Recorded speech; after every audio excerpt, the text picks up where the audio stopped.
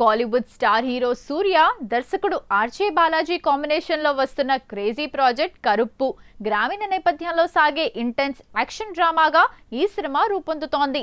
సూర్య mark action episodes ఈ చిత్రానికి ప్రధాన ఆకర్షణ కానున్నాయి. సూర్య సరసన స్టార్ హీరోయిన్ త్రిష నటిస్తుండటంతో మౌనం పేసియాదే తెలుగులో కాంచనగంగా తర్వాత వీరిద్దరి కాంబో మళ్లీ వెండితెరపై మ్యాజిక్ చేయటం ఖాయమని ఫ్యాన్స్ భావిస్తున్నారు.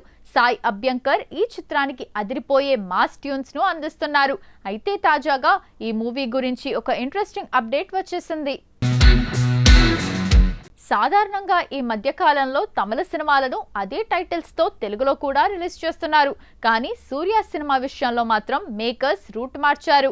తెలుగు నేటివిటీకి తగ్గట్టుగా ఈ చిత్రానికి వీరభద్రుడు అనే పవర్ఫుల్ టైటిల్ ను ఖరారు చేశారు. ఇక డ్రీమ్ వారియర్ పిక్చర్స్ బ్యానర్ పై ఎస్ఆర్ ప్రకాష్ బాబు, ఎస్ఆర్ ప్రభు అత్యంత ప్రతిష్టాత్మకంగా నిర్మిస్తున్న ఈ చిత్రం మే 14, 2026న ప్రపంచవ్యాప్తంగా థియేటర్లలో సందడి చేయనుంది. తెలుగులో వీరభద్రుడు అనే టైటిల్ పెట్టడం వల్ల మాస్ ఆడియన్స్ కు సినిమా మరింత దగ్గరయ్యే అవకాశం ఉంది. మరి RJ Balaji mark comedy and making, Surya intense performance ఈ సినిమాను బాక్సాఫీస్ వద్ద ఏ రేంజ్ లో నిలబడతాయో చూడాలి. ఇండియన్ సినిమా హిస్టరీలోనే అత్యంత ప్రతిష్టాత్మకంగా తెరకెక్కుతున్న చిత్రం రామాయణ.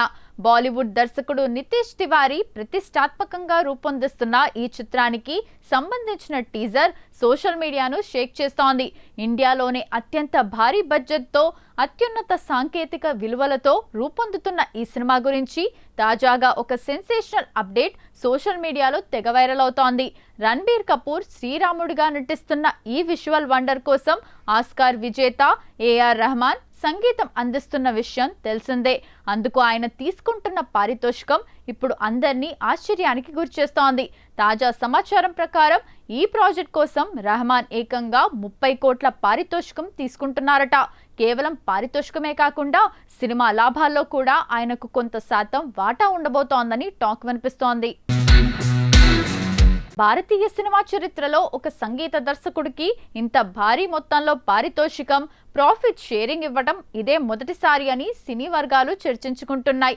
నమిత్ మల్హోత్రా భారీ బడ్జెట్తో నిర్మిస్తున్న ఈ చిత్రంలో రణబీర్ కపూర్ సరసన సీతగా సాయి పల్లవి నటిస్తోంది. రావణుడిగా కన్నడ స్టార్ యష్, హనుమంతుడిగా సన్నీ డియోల్ వంటి హేమీలు నటిస్తున్న సంగతి తెలిసిందే. రామాయణ వంటి పౌరాణిక గాథకు సంగీతం అద్భుతంగా ఉండటం చాలా అవసరం. అందుకే రెహమాన్ వంటి దిగ్గజం ఈ ప్రాజెక్టులోకి రావటంతో సినిమా స్థాయి ప్రపంచవ్యాప్తంగా పెరిగిందని విశ్లేషకులు భావిస్తున్నారు. ఈ భారీ పారితోషికం వార్త ఇప్పుడు ఇటు బాలీవుడ్ అటు టాలీవుడ్ లో చర్చనీయాంశంగా మారింది. ఇందులో నిజం ఎంత ఉందనేది తెలియాల్సి ఉంది.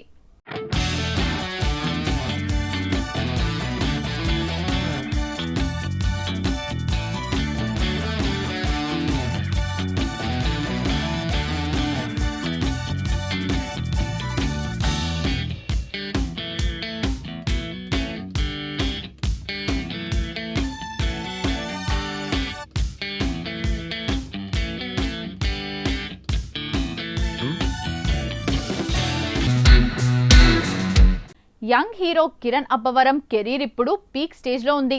రీసెంట్ గా కా సినిమాతో దీపావళి బాక్సాఫీస్ వద్ద భారీ విజయాన్ని అందుకున్న కిరణ్ తన మార్కెట్ వాల్యూను ఒక్కసారిగా పెంచేసుకున్నారు. ఏకంగా 10 కోట్లకు పైగా రెమ్యునరేషన్ ఆఫర్లు వస్తున్నా కిరణ్ మాత్రం తనలోని దర్శకుణ్ణి నిద్రలేపాలని నిర్ణయించుకున్నారు. తన నెక్స్ట్ ప్రాజెక్ట్ రియాలిటీ చిత్రానికి ఆయనే దర్శకత్వం వహించబోతుండటం ఇప్పుడు ఫిల్మ్ నగర్ లో హాట్ టాపిక్. కిరణ్ అబ్బవరం కేవలం నటుడే కాదు, సినిమా ఇండస్ట్రీలోకి రాకముందు ఎన్నో షార్ట్ ఫిల్మ్స్ కు కథలు రాసి డైరెక్ట్ చేసిన అనుభవం ఉంది. ఆ అనుభవంతోనే ఇప్పుడు రియాలిటీ సినిమాను తెరకెక్కించబోతున్నారు.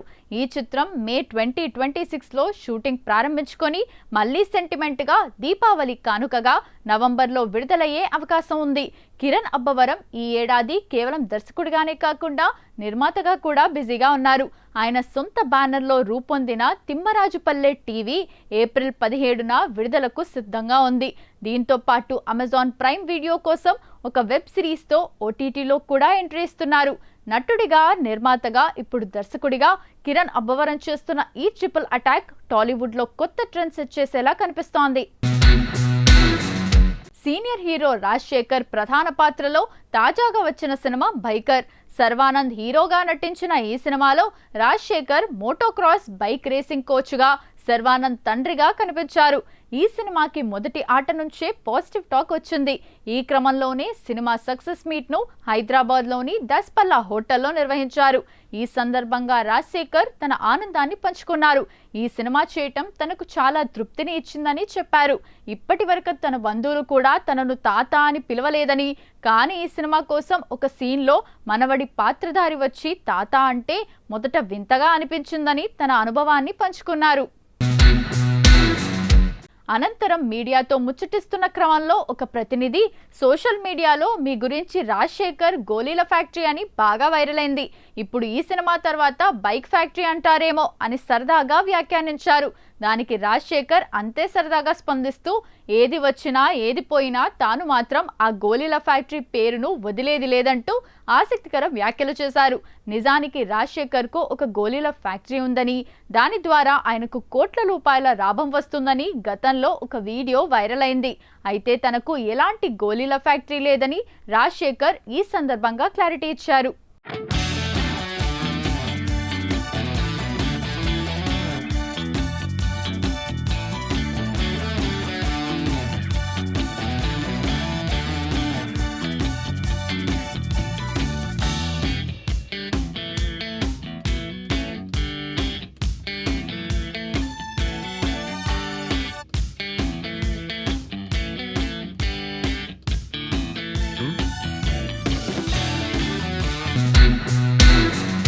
సినిమా అంటే కేవలం వినోదం మాత్రమే కాదు, అదొక అనుభూతి అని నమ్మే దర్శకుడు మణిరత్నం తన తదుపరి చిత్రం కోసం ఒక క్రేజీ కాస్టింగ్ ను సెట్ చేశారు.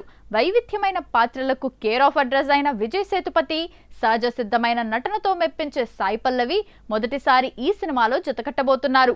మద్రాస్ టాకీస్, లైకా ప్రొడక్షన్స్ అత్యంత ప్రతిష్టాత్మకంగా ఈ చిత్రాన్ని నిర్మిస్తున్నాయి.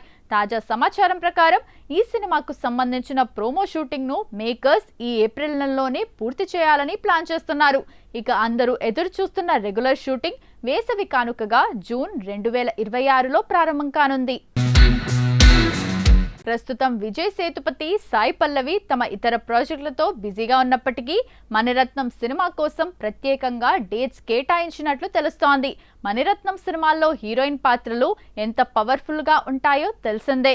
సాయి పల్లవి వంటి నటి ఆయన దర్శకత్వంలో నటిస్తుందంటే ఆ పాత్ర డెప్త్ ఏ రేంజ్ లో ఉంటుందో ఊహించుకోవచ్చు. అలాగే విజయ్ సేతుపతి విలక్షణమైన నటన ఈ చిత్రానికి అతిపెద్ద అసెట్ కానుంది.